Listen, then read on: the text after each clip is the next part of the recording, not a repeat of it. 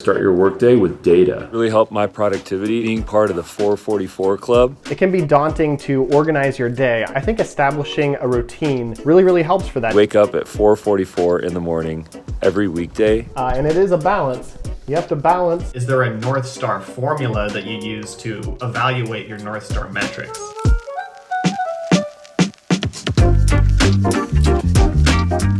Set up a routine that works for you. Use a task manager app for that routine. The routine that really helped us, though, was to actually, on a daily basis, figure out where the inefficiencies in the business were. And then based on that, create recurring tasks in Asana so that instead of being responsive to we could be proactive about things. Creating like a system, creating a structure. The key, though, is prioritization. 7 a.m. I'm doing this. At 8 a.m. I'm going to do that. That system that just makes sense and it just becomes kind of second nature.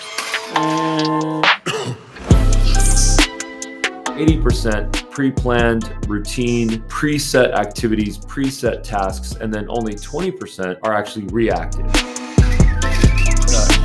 And then that 20% is what fuels new content growth, like new tutorials, new support articles, new testimonial videos, new types of assets that we can put into our overall ecosystem.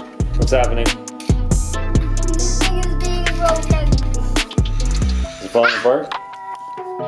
And as we build up our feature set, now we preemptively create learning materials, and then based on feedback, we can iterate, improve. Work-life balance is something that you think about when you're working remotely. How do you achieve that? Life organization, it's meeting organization, app organization. You have like real time. Oh, and there's a cat. Yeah, it's a kitten. Any routine that I start with be like a health first strategy.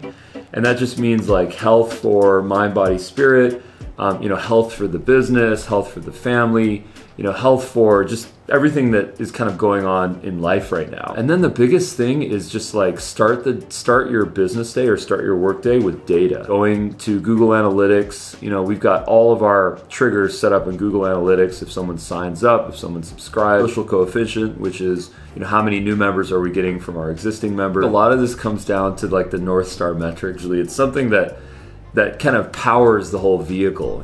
For us, it's the social coefficient. We always go back to that because, we're really trying to make a social product here, a product that people use, but then want to share. Like, how do you make sense of that? And like, especially if there's a huge fluctuation, is there a North Star formula that you use to evaluate your North Star metrics? I think that formula is just pure creativity. I think that's where, that's where actually a lot of this cycle of analyzing data, but then using it in a creative way to solve problems, figuring out like, well, this is broken. Our conversion rates aren't here, or we're not getting the referrals that we want to get. How do we solve that? And then thinking creatively, let's make a tutorial video out of that, or maybe let's do a YouTube video on that, or let's automate that, or let's use a chat bot. Any way that you could be looking at charts and graphs to understand what's working, what's not working for your business.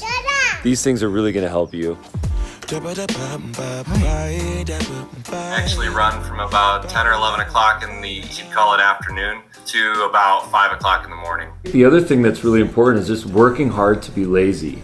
If you work really hard to be lazy, then you figure out ways to kind of automate things and to like create systems and process. If a person is lazy, of course with air quotes, then you start to say, how can I automate this? How can I have people self-serve so that I don't need to do that and that they can do it themselves, and do it in a way that's really empathetic and a really kind of delightful user experience. You don't need to wait around for someone on support to email back or to chat back. They can do it for themselves because people love instant gratification. They love to be able to get things done immediately. Once you get the organization piece figured out, then it unlocks a lot of other opportunities for you for remote work.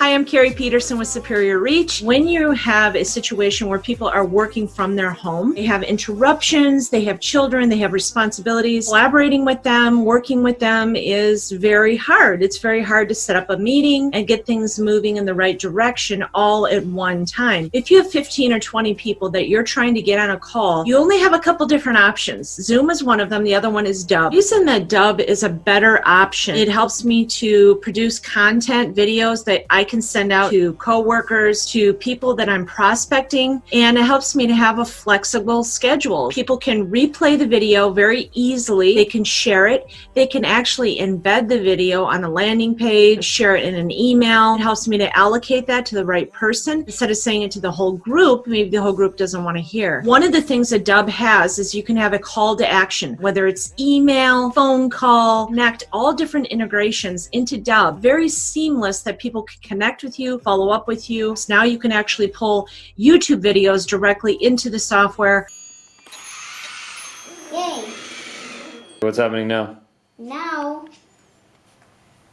I am programming it. Thank you for watching part 4 in our 6-part series on remote work. New episodes coming soon, so be sure to subscribe. Comment with any questions you have for our team, and we'll see you next time.